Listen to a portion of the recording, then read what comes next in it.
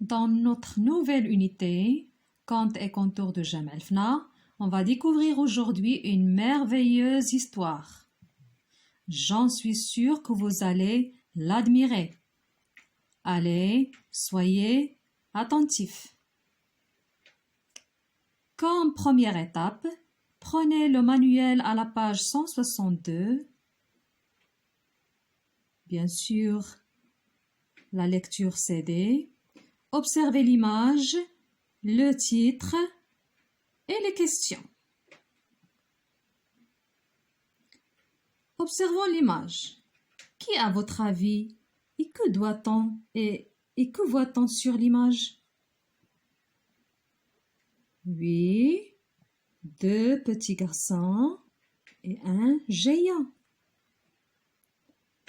Faites une relation entre le titre et l'illustration.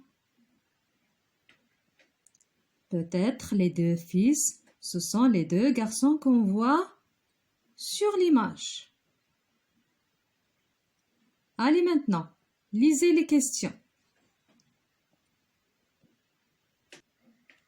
Je vais lire la première question. Que demande le père à ses deux fils? Les garçons sont-ils contents? Qu'est-ce qu'on comprend de cette question? On comprend que le père demande quelque chose à ses deux fils. Mais est-ce qu'on peut comprendre, est-ce qu'on peut savoir, sont-ils contents? Non, on ne peut pas répondre à cette partie de la question. Passons maintenant à la deuxième question. Que font les garçons au lieu de travailler dans les champs? On comprend de cette question que les garçons, au lieu de travailler dans les champs, ils font d'autres choses. D'accord? Si on fait une relation maintenant entre la première et la deuxième question, qu'est-ce qu'on peut conclure? Oui, on peut répondre à la première question. Le père a demandé quelque chose. Les garçons ne travaillent pas dans les champs. Donc on comprend que le père leur a demandé de travailler dans les champs. Et puisque les enfants, ils n'ont pas travaillé dans les champs, ils ont fait quelque chose d'autre. On peut répondre à la deuxième partie de la première question. Les garçons sont-ils contents de cette demande? Bien sûr que non. Passons à la troisième question maintenant. Quelle idée a le rusé pour trouver une récolte de fèves et de petits pois? Cela fonctionne-t-il?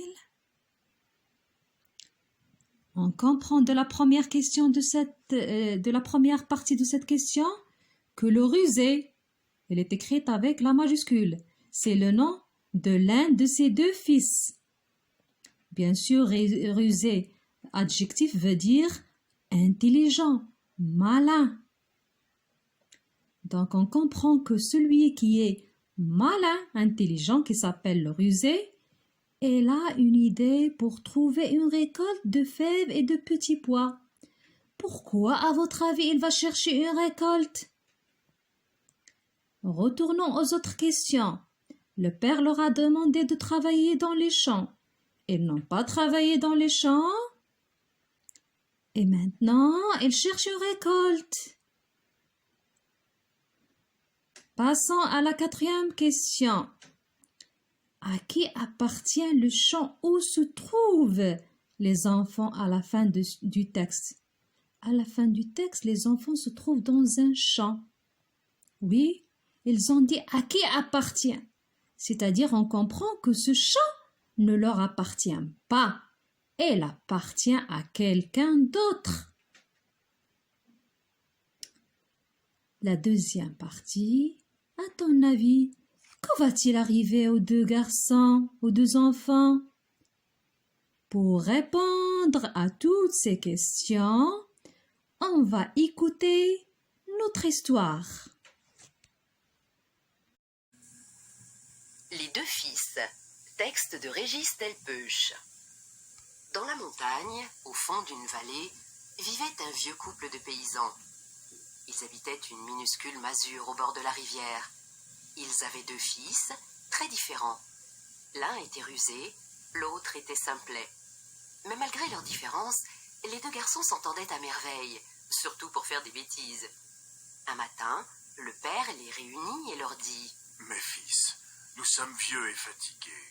Avec votre mère, nous avons travaillé dur toute notre vie pour vous élever. Vous êtes assez grands maintenant pour nous aider. Voilà 2 pioches pour aller retourner la terre de notre champ. »« Prenez cette sacoche, leur dit la mère. J'y ai mis des olives et 2 belles tranches de pain pour votre repas. » Fiers d'être enfin considérés comme des adultes, les 2 frères se mirent aussitôt en route. Mais le champ était loin. Alors, pour passer le temps, ils se mirent à jouer à cache-cache, à grimper dans les arbres pour y dénicher quelques œufs de pie. À mi-chemin, après de nombreuses courses et escalades, les 2 garçons eurent faim. Ils s'installèrent donc sous un noyer et dévorèrent à belles dents olives et tranches de pain. Arrivés enfin au champ, il faisait très chaud. Trop chaud pour travailler, mais juste assez bon pour faire une sieste sous l'olivier. Quand ils se réveillèrent, le soleil allait se coucher. À quoi bon se mettre au travail?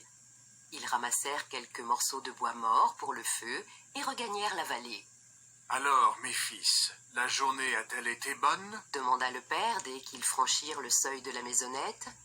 Les 2 frères hochèrent la tête. « Parfait, dit le père. Demain matin, vous retournerez au champ, semer les fèves et les petits pois. » Le lendemain matin, les garçons repartirent et leur journée ressembla comme 2 gouttes d'eau à celle de la veille. Ils jouèrent tout le long du chemin. Arrivés au champ, ils firent la sieste jusqu'à la fin de l'après-midi. À leur réveil, ils ramassèrent un peu de bois mort et regagnèrent la vallée à la nuit tombée.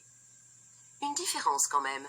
Sur le chemin du retour, ils mangèrent les fèves et les petits pois qui étaient fort tendres. « Alors, mes fils, la journée a-t-elle été bonne ?» demanda à nouveau le père. Les 2 frères, comme la veille, hochèrent la tête. « Parfait, dit le père. Demain matin, vous retournerez au champ, arroser vos semis. » Et la 3e journée se déroula comme les 2 précédentes, avec en plus des jets et des éclaboussures d'eau très rafraîchissantes. Durant l'hiver, le père envoya les 2 garçons régulièrement au champ pour voir si fèves et petits pois poussaient normalement. Puis le printemps arriva, et les paysans alentours commencèrent à redescendre de leurs champs des paniers débordant de fèves et de petits pois. « Mes fils, il est temps d'aller ramasser les fruits de votre travail, » dit le père. « Demain matin, vous prendrez l'âne et vous partirez de très bonne heure. Vu toutes les fèves et tous les petits pois que vous avez semés, il vous faudra bien faire 3 allers-retours pour ramener toute la récolte. » Le matin, aux premières lueurs de l'aube, les 2 frères équipèrent l'âne de 2 grands paniers et prirent la direction du champ. En chemin, ils n'eurent aucune envie de jouer ni de grimper aux arbres. Ils ne s'arrêtèrent pas non plus pour manger. Arrivé au champ, le simplet demanda à son frère. « Qu'allons-nous faire? Rien n'a poussé. »« Regarde cette plume, dit le rusé. Je vais la lancer en l'air. Nous ferons notre récolte là où elle se posera. » Le rusé lança la plume, qui, portée par le vent, s'envola au-dessus des champs.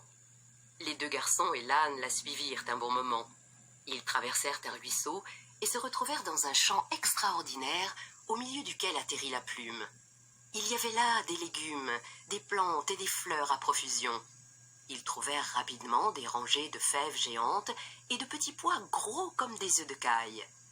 Ils se mirent à remplir leurs paniers quand surgit devant eux une femme gigantesque, monstrueuse, terrifiante. Les 2 frères reconnurent immédiatement l'ogresse Tsériel et se mirent à trembler de peur. « Que faites-vous dans mon champ, les garçons ?» demanda-t-elle de sa voix caverneuse. Du calme, je n'ai pas très faim pour l'instant. Je me contenterai de manger votre âne. Ce qu'elle fit, en avalant d'une seule bouchée la pauvre bête. Puis elle poussa dans le dos les 2 frères comme des fétus de paille en disant « Il est bien trop tard pour rentrer chez vous. Venez donc manger et dormir à la maison. »